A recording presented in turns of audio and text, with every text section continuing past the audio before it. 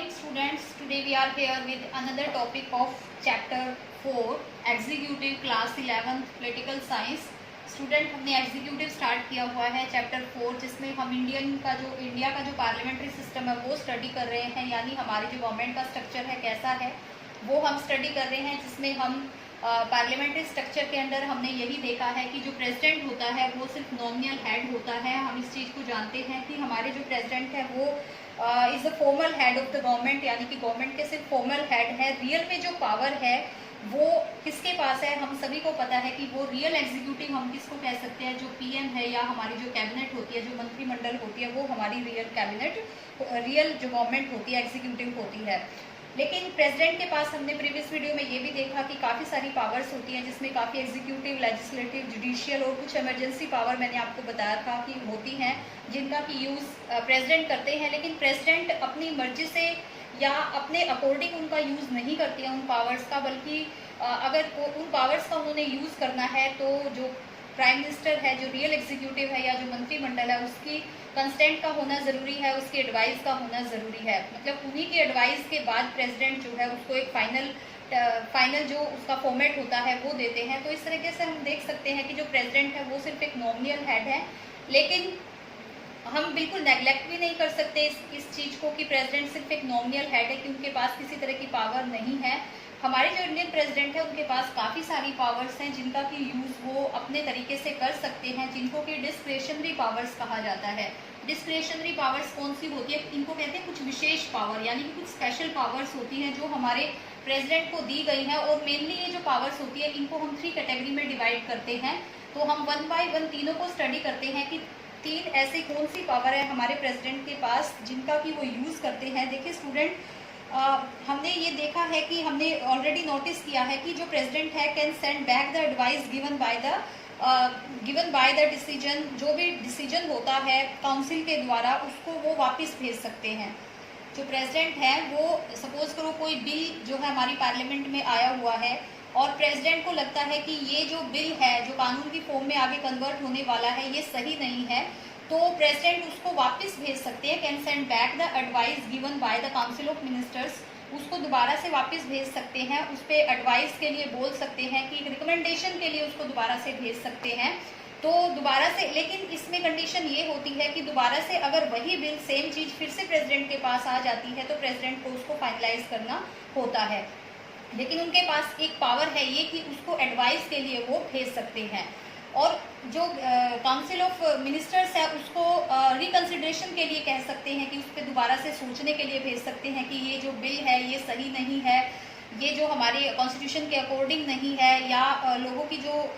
Welfare होता है, लोगों की जो इच्छाएं होती है उसका सम्मान नहीं करता है ये जो बिल जो काउंसिल ऑफ मिनिस्टर ने दिया है पार्लियामेंट में। तो प्रेसिडेंट के पास ये स्पेशल पावर होती है कि वो उसको एडवाइस के लिए वापस भेज सकते हैं। उसके बाद स्टूडेंट जो दूसरी, लेकिन इसमें क्वेश्चन वही आ जाता है कि जब दोबारा से वो बिल प्रेसिडेंट के पास आता है तो फिर से उसको मतलब प्रेसिडेंट को पास करना होता है। तो वही बात हो गई है यहाँ पर कि हम प्रेसिडेंट की वो मेन पावर इसमें नहीं देख सकते, लेकिन एटलीस्ट वो काउंसिल ऑफ मिनिस्टर को एडवाइस के लिए या रिकंसिडरेशन के लिए उसको भेज सकते हैं। तो इससे एक टाइम मिल जाता है, सोचने का टाइम मिल जाता है, और जनता को भी एक टाइम मिल जाता है कि काउंसिल ऑफ मिनिस्टर जो है वो, यानी जो मंत्री परिषद है या जो प्रधानमंत्री है वो कोई कानून सही बना रहे हैं कि नहीं बना रहे हैं। तो इसका कहीं ना कहीं लॉजिक, कहीं ना कहीं फ़ायदा जो है वो जनता के हित में जाता हुआ दिखाई देता है। तो हम इस पावर को मतलब नेग्लेक्ट नहीं कर सकते जो डिस्क्रेशनरी पावर्स है जो हमारे प्रेसिडेंट की है। सेकंड जो पावर होती है प्रेसिडेंट की वो होती है वीटो पावर, या इसको हम पॉकेट पावर भी कहते हैं। वीटो पावर बहुत इंपॉर्टेंट पावर होती है। इसमें क्या होता है कि प्रेसिडेंट को ये पावर होती है कि जैसे कि मैंने आपको बताया कि वो रिकंसिडरेशन के लिए भेज सकते हैं किसी भी बिल को, कोई भी बिल आता है तो उसको दोबारा से एडवाइस दे सकते हैं कि इस बिल में ये कमियां हैं, जो कमियां हैं कानून के अकॉर्डिंग मतलब इसमें ये कमियां हैं, तो उनको दोबारा से रिकंसिडरेशन के लिए भेज सकते हैं प्रेसिडेंट। तो यहाँ पर वीटो पावर का क्या मतलब है, वीटो पावर का मेनली मतलब इसमें ये है, इसमें सिर्फ हम मनी बिल को नहीं मतलब इसमें यूज़ कर सकते, क्योंकि मनी बिल के ऊपर ये इस पावर का यूज़ नहीं हो सकता। क्योंकि मनी बिल देखिए स्टूडेंट, आप सब आपने मतलब पढ़ा हुआ है ये 10th में कि बिल जो है वो ऑर्डिनरी बिल होते हैं, एक साधारण बिल होता है, साधारण कानून होता है, और दूसरा होता है मनी बिल। तो मनी बिल देश के लिए बहुत इंपॉर्टेंट होते हैं, तो उस बिल को प्रेसिडेंट नहीं रोक सकते। लेकिन वीटो पावर का यूज़ जो ऑर्डिनरी बिल होते हैं मनी बिल के अलावा उसमें प्रेसिडेंट जो है करते हैं। इसके लिए वो क्या कर सकते हैं, इसका क्या मतलब है वीटो पावर का? This means that president can just keep the bill pending without any time limit. यानी कि जो प्रेसिडेंट है जब उनके पास एक मतलब जो फाइनलाइज होने के लिए जो फाइनल जो सिग्नेचर होते हैं प्रेसिडेंट के उसके लिए आता है, तो उसको मतलब एक टाइम लिमिट होती है प्रेसिडेंट के पास। ये नहीं है कि उनको इसी टाइम के ड्यूरिंग उसको दोबारा से सेंड बैक करना है, तो प्रेसिडेंट क्या कर सकते हैं, उसको पेंडिंग कर सकते हैं। जब प्रेसिडेंट उसको पेंडिंग करते हैं तो एक प्रेसिडेंट को टाइम मिल जाता है दोबारा से, और जो काउंसिल ऑफ मिनिस्टर्स होती है उसको टाइम मिल जाता है दोबारा से रिकंसिडरेशन करने का, या एक गैप आ जाता है जिसके बीच में उसमें जो कमियां होती हैं उनको दूर किया जा सकता है। इसका एक एग्जांपल है, जैसे 1986 में हमारे यहाँ पर एक इंडियन पोस्ट ऑफिस एक अमेंडमेंट बिल जो है वो पास हुआ था, जिसमें हमारे जो प्रेसिडेंट उस टाइम थे श्री ज्ञानी जैल सिंह थे जो हमारे प्रेसिडेंट थे उस टाइम। तो उन्होंने ये जो बिल था इसमें जो प्रेस की फ्रीडम होती है ये उसको काफ़ी हद तक मतलब नुकसान पहुंचा रहा था। तो लग रहा था कि इससे जो प्रेस की फ्रीडम है वो ख़त्म हो रही थी, मतलब लोगों के हित में ये दिखाई नहीं दे रहा था। तो इस बिल को जो उस टाइम प्रेसिडेंट थे ज्ञानी जैल सिंह उन्होंने मतलब पेंडिंग रख दिया था, उसको फाइनलाइज नहीं किया था। तो इससे क्या हुआ था, इसी टाइम में जो 1989 में दोबारा से जब गवर्नमेंट बनी हमारे देश में, तो जो गवर्नमेंट बनी वो दूसरी गवर्नमेंट चेंज होकर आई, यानी कि कोलिशन गवर्नमेंट दोबारा से हमारे देश में बनी। जो गवर्नमेंट उस टाइम थी वो चेंज हो गई, तो दोबारा से जो गवर्नमेंट बनी उसने उस बिल को दोबारा से पार्लियामेंट में नहीं लाए। तो इससे क्या हुआ कि ये बिल हमारे देश में मतलब ये बिल जो है कानून की फॉर्म में होने से बच गया, मतलब कानून नहीं बना, क्योंकि ये जो है देश के लिए ठीक नहीं था। तो इस तरीके से जो ये टाइम लिमिट होती है कि प्रेसिडेंट जो है प्रेसिडेंट के पास ये डिस्क्रिशनरी पावर्स है कि वो इस टाइम लिमिट का यूज़ कर सकते हैं और किसी भी बिल को वो पेंडिंग रख सकते हैं। इसको वीटो पावर और पॉकेट वीटो कहा जाता है। 1 मार्क में ये क्वेश्चन कई बार पूछ लिया जाता है कि वीटो पावर और पॉकेट वीटो से मतलब क्या इसका क्या मीनिंग है। उसके बाद third discretionary power very important, ये है पॉलिटिकल सर्कमस्टेंसेस कई बार ऐसे हो जाते हैं, यानी राजनीतिक हालात ऐसे हो जाते हैं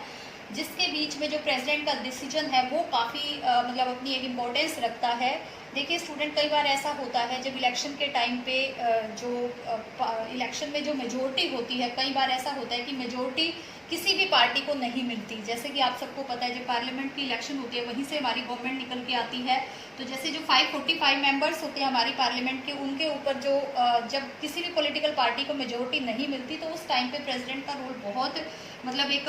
मतलब बहुत इम्पोर्टेंस है उनके रोल की। वो क्या करते हैं, वो अपने मतलब उनकी जो इच्छा होती है उसके अकॉर्डिंग ही वो जो या तो वो ये देखते हैं कि जो हमने कोलिशन गवर्नमेंट बनानी है, कोलिशन गवर्नमेंट सक्सेसफुली चलेगी, या वो ये देख लेते हैं कि किसी एक सिंगल पार्टी को अगर मेजोरिटी मिली हुई है तो वो उसके जो लीडर हैं उनको अपॉइंट कर सकते हैं, उनको बुला सकते हैं प्राइम मिनिस्टर के लिए अगर उनको लगता है, और टाइम दे देते हैं उनको कि इस टाइम पीरियड के दौरान आपको अपनी जो मेजोरिटी है वो दिखानी है, मतलब आपको जो विश्वास मत होता है एक वो आपको साबित करना है। तो उसके बाद एक टाइम पीरियड उनको मिल जाता है। तो यहाँ पर जो है प्रेसिडेंट अपना जो प्रेसिडेंट का एक्सपीरियंस होता है वो काम आता है। तो ये भी एक बहुत इंपॉर्टेंट डिस्क्रिशनरी पावर्स है। ऐसा हमारे देश में 98 में हुआ है जब हमारे यहाँ पर जो बीजेपी सिंगल लार्जेस्ट पार्टी थी जिसको मेजोरिटी मिली थी, तो उनके जो लीडर थे अटल बिहारी वाजपेयी, उनको प्रेसिडेंट थे उन्होंने बुलाया था कि वो प्राइम मिनिस्टर बने और उनको 10 डेज़ का टाइम पीरियड दे दिया था कि इस टाइम पीरियड के दौरान वो अपना जो विश्वास मत है वो हासिल करें पार्लियामेंट में, और जब तक वो प्राइम मिनिस्टर के मतलब पद पे रह सकते हैं। तो ये एक बहुत ही इंपॉर्टेंट रोल प्ले करते हैं प्रेसिडेंट हमारे देश में, चाहे वो एक नॉमिनल हेड है चाहे वो एक फॉर्मल हेड है, लेकिन उनके रोल को हम नेग्लेक्ट नहीं कर सकते। स्टूडेंट, कई बार ऐसा होता है कि देश में जो हमारी गवर्नमेंट है, जो रियल एग्जीक्यूटिव है, कई बार वो डिसॉल्व हो जाती है, तो उसको रिप्लेस करने में जब टाइम लगता है, क्योंकि एकदम से नहीं, जो दूसरी काउंसिल ऑफ मिनिस्टर्स है वो नहीं बन पाती एकदम से, तो उस टाइम पे जो प्रेसिडेंट है वो काफ़ी इम्पोर्टेंट डिसीजन जो है वो देश में लेते हैं, क्योंकि देश में किसी न किसी एक हेड का होना बहुत ज़्यादा ज़रूरी होता है। तो हम प्रेसिडेंट की जो पावर है उनको मतलब नेगलेक्ट नहीं कर सकते। इसी के साथ साथ एक छोटा सा टॉपिक और जुड़ा हुआ है स्टूडेंट आपका इसमें, कि जो वाइस प्रेसिडेंट ऑफ इंडिया, तो वाइस प्रेसिडेंट ऑफ इंडिया भी अपने जो बहुत ही मतलब एक उनकी भी बहुत इंपॉर्टेंस है हमारे यहाँ पर। उनका भी सेम टाइम पीरियड होता है, जैसे 5 ईयर का टाइम पीरियड होता है। और कई बार ऐसा होता है कि जो प्रेसिडेंट होते हैं, कई बार उनकी पोस्ट पर ही या उनकी डेथ हो जाती है, या उनको इम्पीचमेंट के थ्रू जैसे हटाया जाता है, कुछ ऐसा प्रोसीजर कुछ ऐसा हो जाता है, उनकी जो पोस्ट जो खाली रह जाती है, तो उसको फिल वाइस प्रेसिडेंट जो होते हैं वो हमारे करते हैं। तो ये मतलब आपके ऐसा कोई क्वेश्चन तो नहीं बनेगा, लेकिन सिर्फ ये पता होना चाहिए कि प्रेसिडेंट के नीचे भी एक वाइस प्रेसिडेंट होता है, जो कई बार प्रेसिडेंट के ना रहने पर उनकी पोस्ट को फुलफिल करते हैं,